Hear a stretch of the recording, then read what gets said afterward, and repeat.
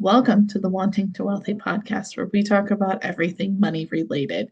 My name is Ashley Hogan. I'm your host, and I am passionate about teaching other people about finances, things that we should have been taught in high school and younger, and we just weren't. So we're catching up now.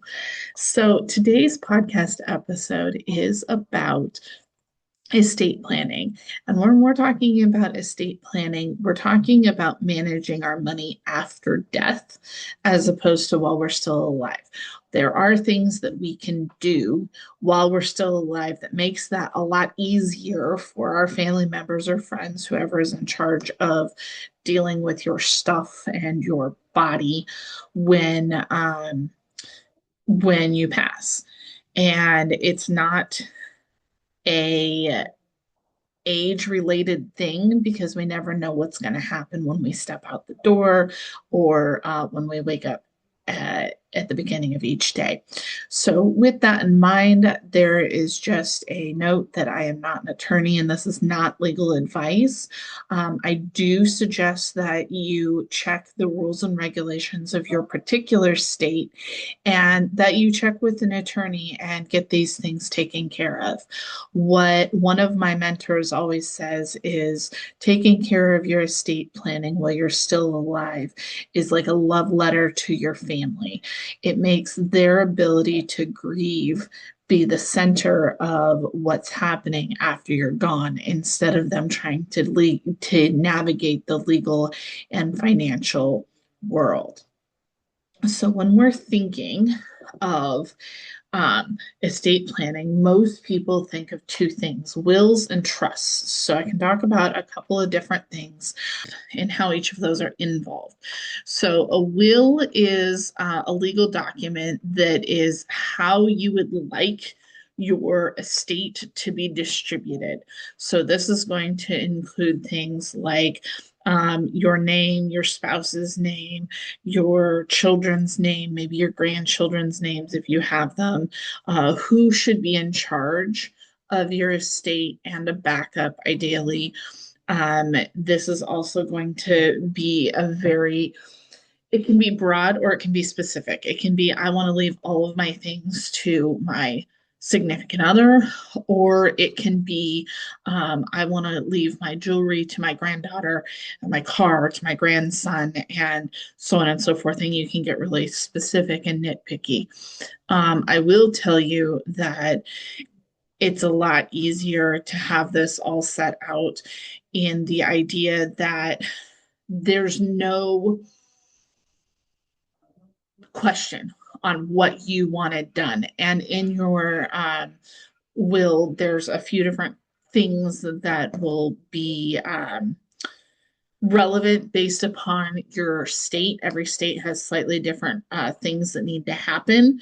Um, so there's different types of wills. Sometimes you can have a will that is just a piece of paper that you wrote out. Sometimes an attorney has to draft it. Sometimes you have to have it notarized. Um, it just really depends on what your uh, individual state and situation is. So there's something called a holographic will, which is handwritten. The biggest thing with this is that some states don't recognize that. A statutory will is something that is pre-printed that you can buy from a store, and it is considered a legal document depending on the state you're in. The other option is to use something like a statutory will to as a template to write down all the information that you want and then be able to take it to an attorney and an estate attorney and have them make it into something that the courts are going to look at and accept. So there's something called probate. And depending on the state, sometimes you have to go to probate no matter what. But what probate is it's the legal process of making sure that your will and the administration of getting your debts taken care of and distributing your assets and stuff like that is done properly. Depending on the state and the situation, you may not need probate. In Oregon, everything goes to probate, but it can take a lot less time if everything is already written out. If something is not written out, then the probate attorneys and the probate court is going to figure out how to distribute your stuff. So sometimes that you might not see probate, depending on the state you live in, is if you just don't have a lot of assets, if you have uh, joint assets with a note that is called payable on death to another person. So typically, if you and your significant other are both on a mortgage, the house and the mortgage and the deed does not become part of probate because it just goes fully over to your significant other's ownership. Uh, and then another time that probate can be avoided is if we have trusts, specifically living trusts. But I will talk about trusts here in just a second. So, when I said the person who's in charge of your will, that person is called an executor. So they're the person who needs to call your credit card companies, your car loan, your mortgage, things like that, and say, hey, this person has passed away. They may or may not need to close out and pay off debts. They will also be in charge of procuring death certificates to prove that you have passed away. Um, and depending on the situation, some of those places will want multiple will want an actual death certificate. Some of them are okay with copies as long as they've been notarized. So there's somebody saying, yes, I agree that this is not a forgery. Um, in my past experience with my mom, I had she was a co-signer on my student loans, so I needed to give them copies of her death certificate that were notarized to prove that she had passed away to have her name removed so then they could close her estate out. Other things that the executor is going to do is they will distribute assets as you've written in your will. And they may have something that you can include called a last letter of instruction that tells different important details that this executor may have access to, like where your important documents are, if you have a safety deposit box where the key and deposit box are located. And when I say deposit boxes located, deposit boxes are located in banks, but what bank?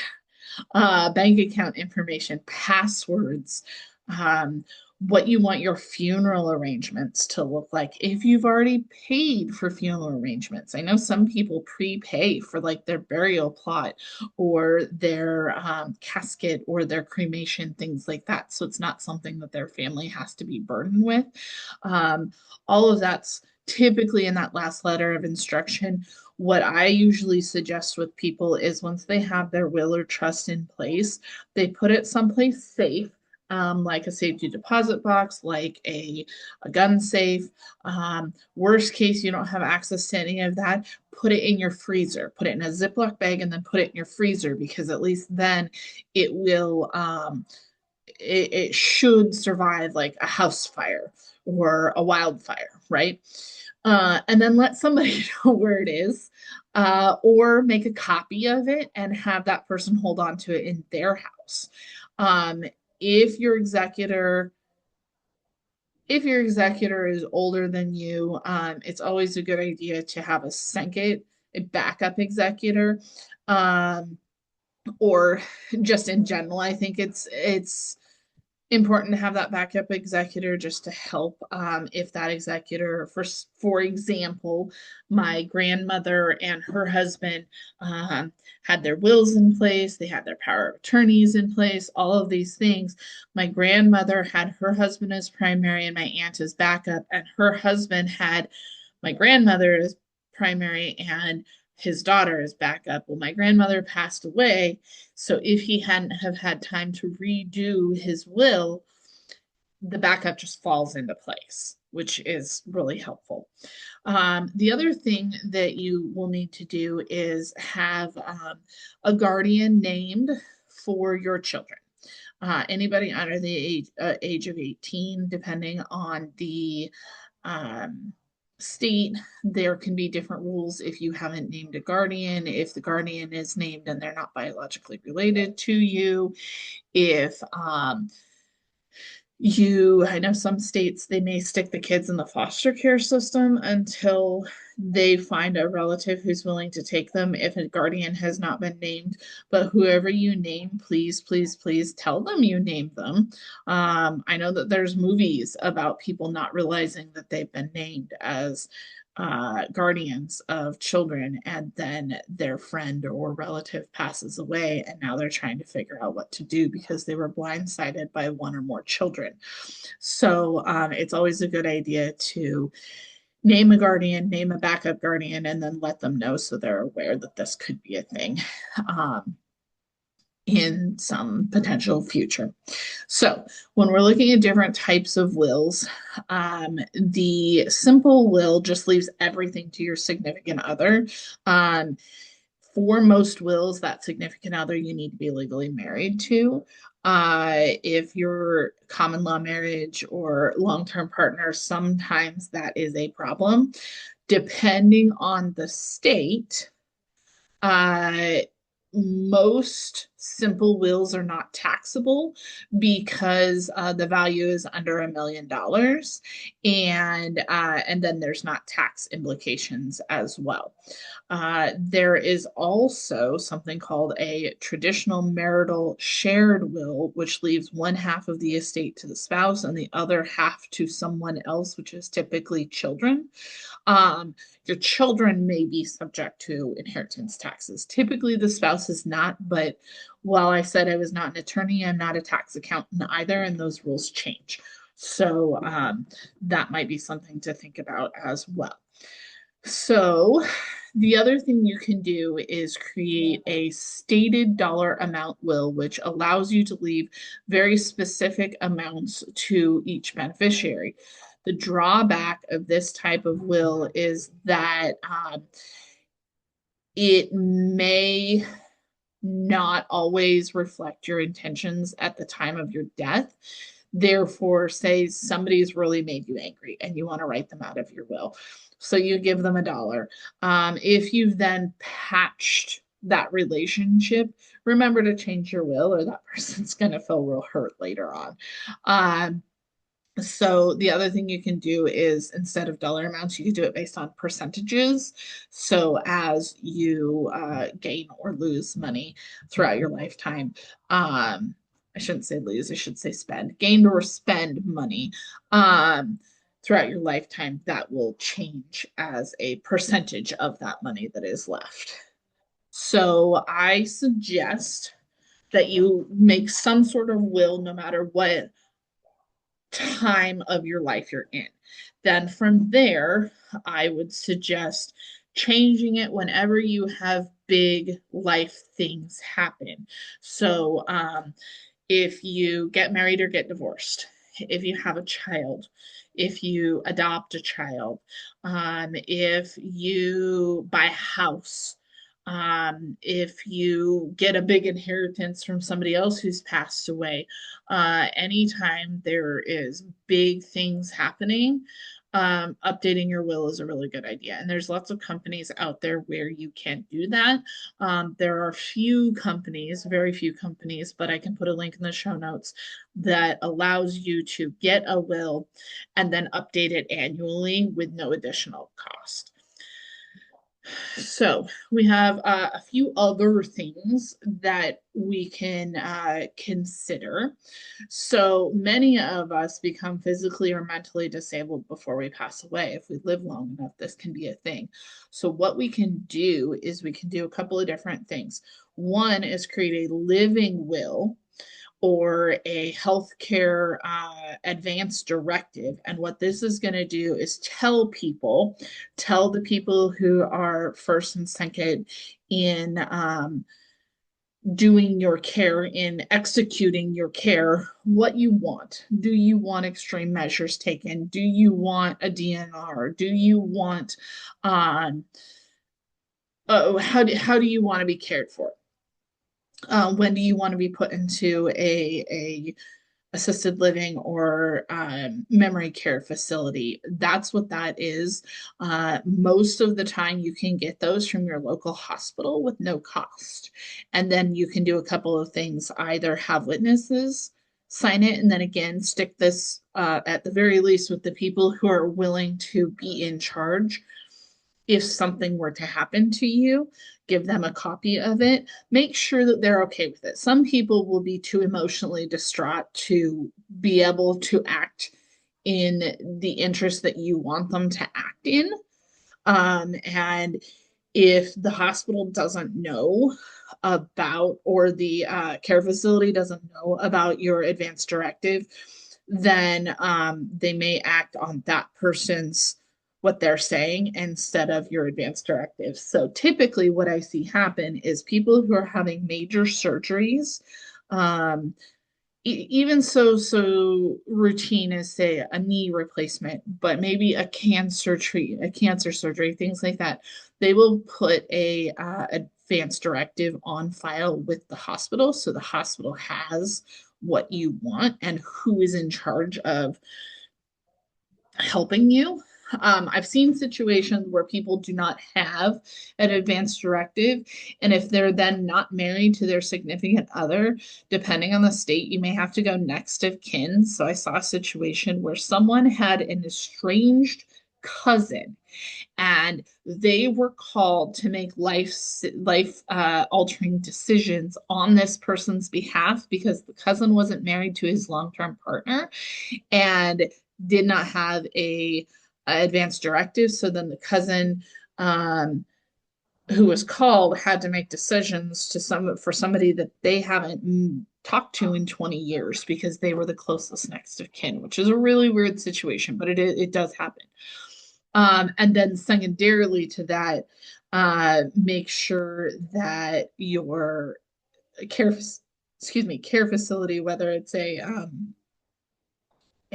assisted care or memory care facility, has a copy of your advance directive as well.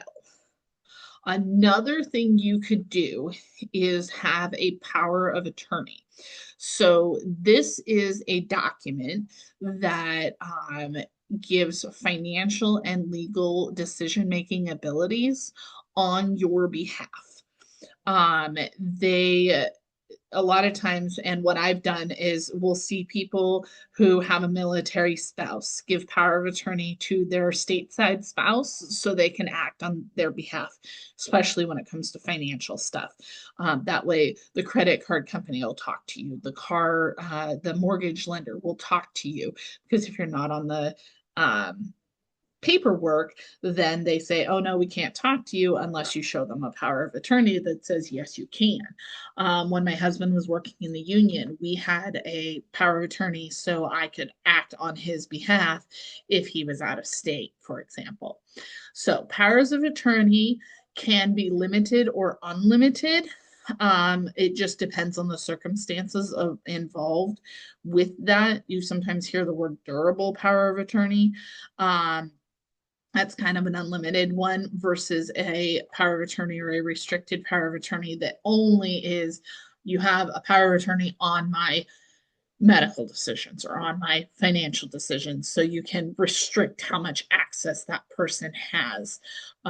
So there are a lot of different documents that cost different amounts that can help you both getting towards end of life and then thereafter. While the power of attorney and the living will or the advance directive are considered documents for during life, they are part of this estate planning subject, in my opinion, which is why I brought them up. So the other thing that we hear is wills versus trusts.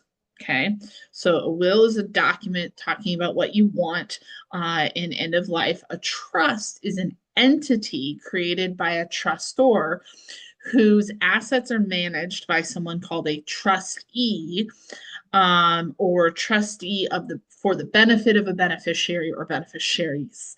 So let's break that down. A trustee, if I created a trust, I could be the trustee, but then when I die, I want a backup trustee. Maybe that's um, my brother or something like that. So then there's always someone there to manage the trust. Then I give somebody, I name people called beneficiaries or beneficiary. So you can do this in two different ways. A beneficiary is someone who's going to be named to benefit from this trust. So typically, where you see these is people who have children, or people who have children with physical or mental delays that will need care for their whole life. So then they have someone who helps to be in charge of that person because the trust holds that person's money, that person's assets, and then the trustee helps to distribute them for the beneficiary.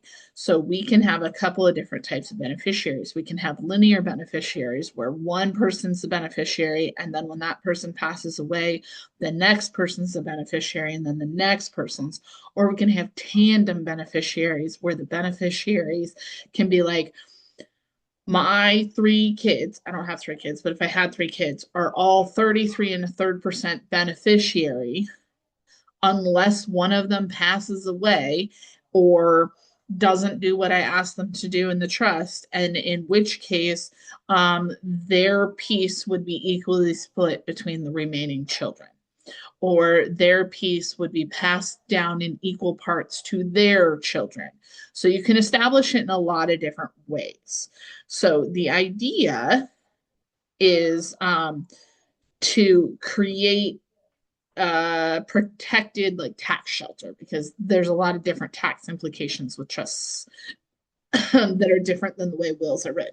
So a testamentary trust is established so that the beneficiaries who are unable to manage assets can benefit from this situation. So again, that's the minor children and disabled dependents.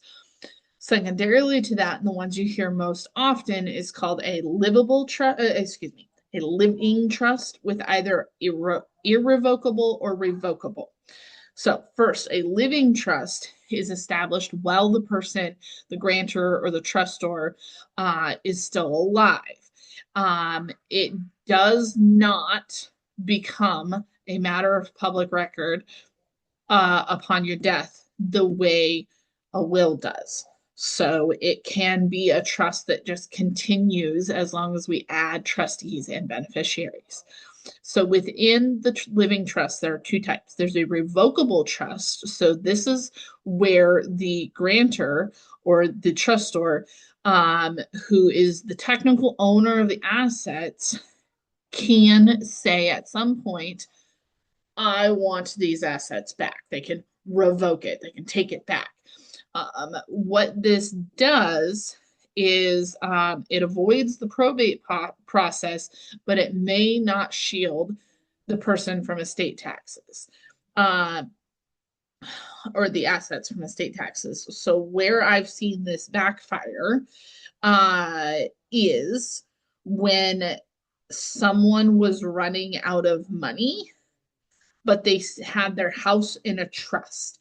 And when their house was in a trust that was revocable, they could at any point decide, no, I want to keep this house, never mind. So they needed money, they needed Medicare to pick up their assisted care facility bill. But Medicare won't pick that up unless you don't have assets. And because the house was in a revocable trust, they could potentially have assets in the future. So that house may have been able to be kept within the family if it had been put into an irrevocable trust instead. So an irrevocable trust means that once you stick something in there, you can't change that. You could change things within it, like, but the ownership of the asset is the trusts, not the trustors, not the grantors. So revocable trusts, the ownership is the owners. The irrevocable trust, the trust takes over ownership of your assets. So when that happens, it avoids probate and estate taxes typically. However, the trust becomes a separate taxable entity and then pays on its own asset accumulation. So if, say, all of the assets were in stocks, it would be paying income tax when those stocks become taxable. So, um, another way that you can avoid probate and estate taxes is to give gifts while you're still alive. Depending on the individual state and year, you can give up to a certain amount tax free. So you can pass assets, you can pass gifts of money, so onto your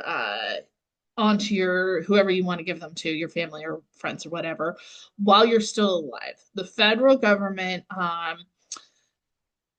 and states, many states will start charging for gift tax above a certain amount. So when you're listening to this and thinking about this, check the IRS website and your state uh, tax website to figure out at what point can you give money up to. I think right now in Oregon you can give up to $16,000 per person, or $16,000 in value per person, to an individual before taxes um, are assessed. Also, the federal government does not tax gifts to spouses. So you could give your stocks or give your retirement to your spouse without having to pay taxes. And then also, if you pay someone else's medical bills or tuition, again, these tax laws can change, so definitely check. But those are different ways that you could distribute your wealth prior to passing away to avoid taxes. But um, there's always limits.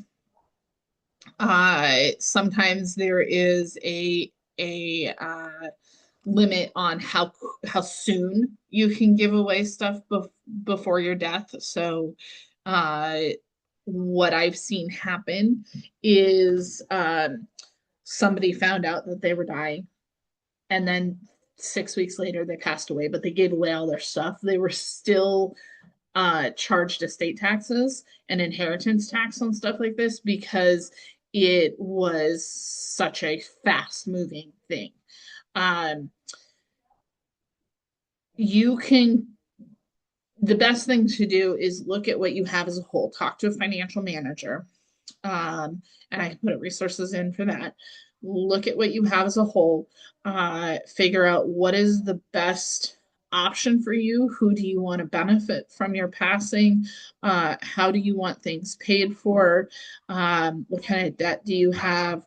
What are your requirements for your funeral arrangements, and have you prepaid them? Um, it's not as morbid as what you think. It's really nice for someone to be able to go, I'm grieving my loved one that just passed away, but I know that they wanted to be cremated and have a celebration at this place, and they've already paid for the cremation, and I don't have to put my credit card on the line to take care of this because I didn't have it planned financially, or I don't have to make a decision on what this person would want because they already told me, which is huge. So when we're talking about estate taxes and inheritance tax, I just want to talk very, very surface level because once again, there is constant changes to taxes constantly. So the best thing you can do is talk to either a tax attorney, a CPA, or go to the IRS government website and your state tax website to find out what things will be taxable, what things will not be taxable, how to reduce that burden so your family gets as much money as possible. With that in mind, my hope is that you take away, if you don't have a will or trust, you look at my show notes, or find other resources. Find someone that you know that has already done this, or that has done this in a way that you want it done. I've said this in many podcast episodes before. Don't take advice from someone whose lifestyle you don't want. Okay. Um, so remember that, and then talk to your experts, talk to your estate attorneys, your local hospital for an advance directive, your people who may be caring for you in some part of your future life, and have it all taken care of. So then, when the worst happens, or when the end of your life happens, it's not a scramble. It's not okay, now I have to do all this stuff. I don't know how to do all this stuff. It's okay, this person thought of me during their life and took care of this for me so I could just grieve them and figure out how to move on with my life without them no longer here. And as someone who has had all four of my grandparents pass away, as well as my mother, I can tell you that we thank you for it when you do it ahead of time. We Many relationships and family feuds and fights are lost over you saying one thing to one person and one thing to someone else, or someone misconstruing, or someone being deceitful, and then no longer being on the same page, because people do terrible things sometimes when they're grieving. And um and then you get someone who either is the go-to person in your family for all the hard things, or the people pleaser in your family, who is then going to go pick up the pieces instead of grieving, and they are going to grieve silently, because they don't think that they're allowed to otherwise. And relationships can be lost, twisted, or changed, because you didn't feel like it was important enough to put your wishes down in some way. Um, and if money is a concern, there are less expensive ways to do it. Just make sure that it's recognized in your state. And take your next tax return and just get it done.